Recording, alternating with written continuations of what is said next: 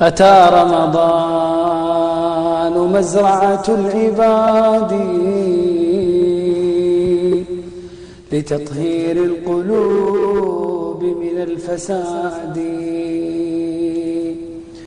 بسم الله الرحمن الرحيم، والصلاة والسلام على رسول الله صلى الله عليه وسلم. وزادك فاتخذه إلى المعاد فمن زرع الحبوب وما سقاها تأوه نادما يوم isbedelkaasi waa saddex qaybood. waa tagyiir ruuxiya min ramadaan, iyo tagyiir tarbawiya min ramadaan, iyo tagyiir akhlaaqiya min ramadaan. mid kastaaba waxay kasii koobnaanaysaa saddex qaybood. ta koobaad, deriska koobaad ee tagyiir ruuxiya min ramadaan, dersigeeda koobaad waa attaqwa, ka labaadna waa tadabbur lqur'aan, ka saddexaadna waa al-ikhlaas. marka haddaan xabad xabad waxoogaa usoo qaadano si fudud, taqwa oo dersiga koobaada, soomku min acdami alasbaabi sakaati nafsi waruux.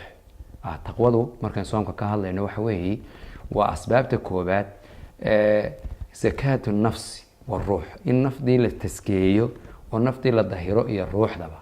faman saamahu iimaanan waxtisaaban sakad nafsuhu wataabat. qofka sooma soom iimaanan waxtisaaban iyo isagoo xisaabsanaya, sakad nafsuhu naftiisi way dahirantay, wayna wanaagsanaatay. wax kasta oo xumaatadii iyo macaasidiina way ka nadiifowday, way ka hadhay. fasakaatu nufuusi wa dahaaratuha waaxidatun min acdami almaqaasid soomu ramadaan. haddaba sakaad nufuus, nafta oo la dahiro, nafta oo la nadiifiyo, waxay ka mid tahay asbaabta ugu weyn, maqaasida ugu weyn uu ilaahi subxaanahu watacaala usoo dejiyey ramadaanta. yaa ayuha aladiina aamanuu taquu llaha yaa ayuha aladiina aamanuu kutiba calaykum asiyaam kama kutiba cala aladiina min qablikum lacalakum tattaquun. hadihi taqwa markaynu walaalayaal ka hadlayno hiya faa'idatun cadiima, faa'iidadaasoo kasii kooban fawaa'id fara badan.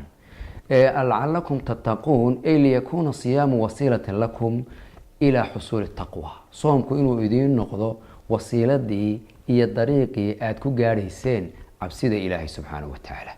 inuu soomku noqdo siyaamu lmuttaqiin. kolkaynu taqwada soo qaadano si kooban, waa ismun jaamicun likulli maa yuxib allah. waa ism koobsanaya wax kastoo ilaahay subxaanahu watacaala jecel yahay, kana raali yahay, oo min alafcaala walilaahi walirasuulih, wa tarku maa yakrahu allahu warasuuluh.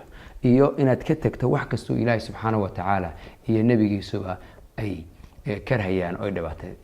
فالصيام هو الطريق الأعظم للحصول للغاية الجليلة التي تصل العبد إلى سعادة والفلاح. ويدنا وحوي والطريقة وين قفك أضونك غايه سي هدف كيس وكجاريو جوشة يريرينتا. حتى بقفك صائم كي وحو إلهي سبحانه وتعالى وقول له هذا كتجتانك وكتجيو وحي نفتي صعوبة نيد أو عنتدي iyo sharaabkii iyo wixii tawaabicaha ay soo raaciyay, isagoo oo ka hormarinaya cabsi maxabada ilaahay iyo rabitaanka ilaahay rabitaankiisa. oo qofku wuxuu rabaa, naftiisu rabtaa cunto, sharaab iyo wixii lamid ah, ilaahay subxaanahu watacaala inaad ka tagto, ilaahay dartii uga tagto. marka maxabada ilaahay inaad markaa aad ka hormariso. waayahay soomku waxa weeye walaalay waa niyatu tajdiid alcahdi maca allah, inaan ilaahay subxaanahu watacaala ahdi cusub, ballan cusub la galo, ballan cubuudiya oon ilaahay caabudin khaalisan allatii taquumu biha aljawaarix. taasay ka soomayaan jawaarixdii iyo xubnihii aasaamta, mukhaalafaadka, maa baqiya min aljasad iyo wixii lamid ah. haddaba ramadaanku waxa weeye walaalayaal, qofka muuminka ee saadiqa ramadaankiisu waa mawsin uu cusboonaysiinayo taqwada ilaahay subxaanahu watacaala. uu iska masaxayo dunuub iyo wixii uu galay. waa waqti uu cusboonaysiinayo cahdi iyo ballan uu ilaahay la galayo, taasoo go-aan kii ugu dambaysta ahaa ee uu ta'kiidinayo, uu adkaynayo in uuna daacada halkaa ku joogin jirin, uu sii wado ilaa xataa yaatiihi alyaqiin. haddaan intaa kaga gudubno taqwada, waxaynu u gudbaynaa qodobka labaad oo ah tadabbur qur'aan.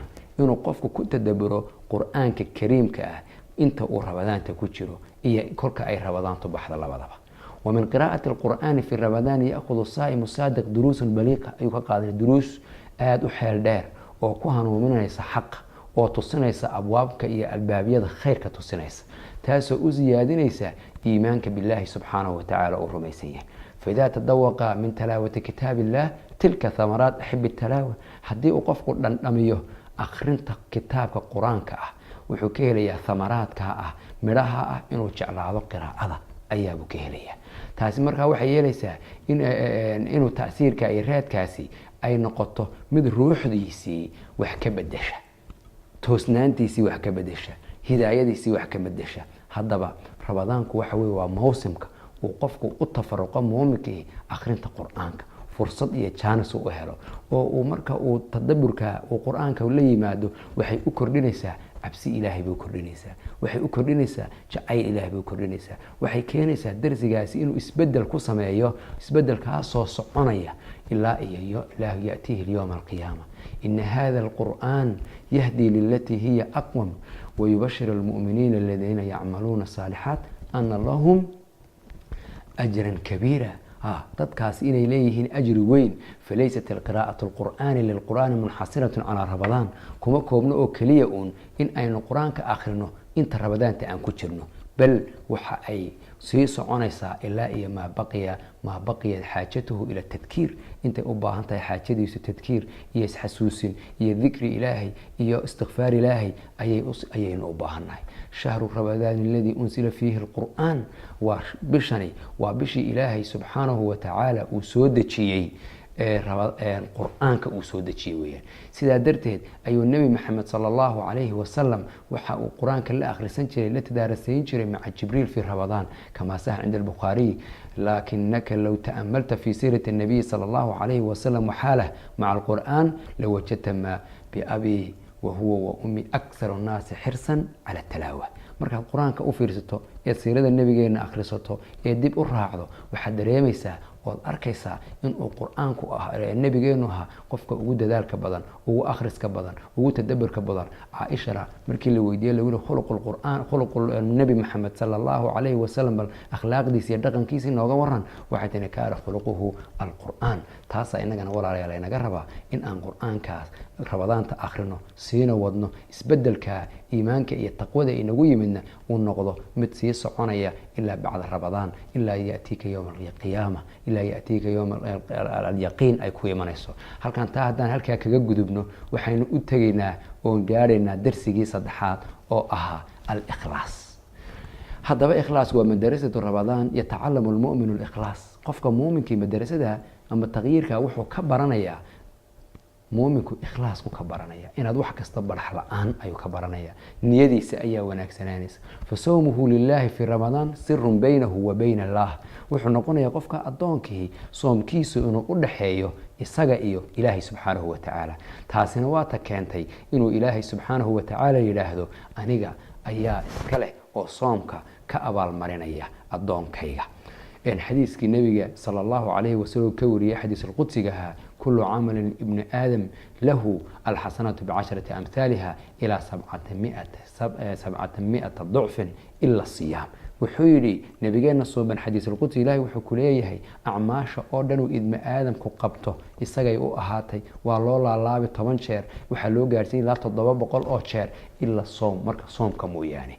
fainahu lii wa ana ajzi bihi. waa ka ilaahay subxaanahu watacaala markaa wuxuu soomka anigaa iska leh, aniga ayaa ka abaalmarin doona. sababtu waa maxay? waxa uu ka tahay shahwadkiisii, cuntadiisii, sharaabkiisii min ajli. waxaas oo dhan oo u baahnaa ayaa wuxuu uga tegay aniga dartay. sidaa darteed ayaan anigu soomka iska leeyahay oon ku abaalmarinayaa addoonkayga ayuu ilaahay subxaanahu watacaala yidhi. haddaba qofka saa'imkii 2 farxadood buu leeyahay, farxadda marka la aftirayo iyo farxadda marka uu la kulmayo rabbigii. taas labada farxadood ayaabuu leeyahay.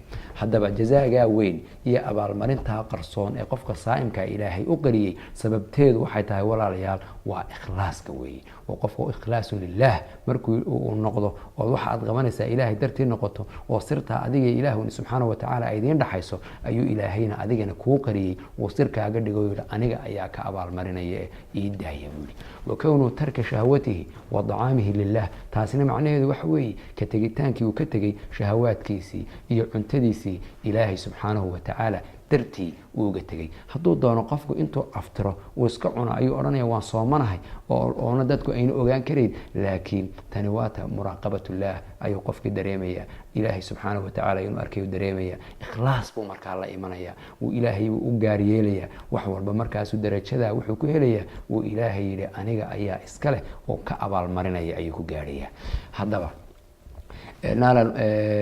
maa naalahu min aljazaai wasawaab bikayri xisaab, weliba wuxuu ay u timiday uu ilaahay subxaanahu watacaala leeyahay bikayri xisaab ayaan ku abaalmarinaya, liyajcala cabuudiyatahu lilah bikuli mufradaatiha wa anwaaciha wa ashkaaliha khaalisatan lilah. cabuudiyada ilaahay subxaanahu watacaala uu caabudayaa dhammaanteed, fardi ha ahaato mid jamaaco ha ahaato, noocyadeeda kala duwan dhammaanteed waxay u ahaanaysaa ilaahay subxaanahu watacaala kelidii ayuu u khaalis yeelayaa. قل إن صلاتي ونسكي ومحياي ومماتي ومماتي لله رب العالمين لا شريك له وبذلك أمرت وأنا أول المسلمين والله سبحانه وتعالى أعلى وأعلم.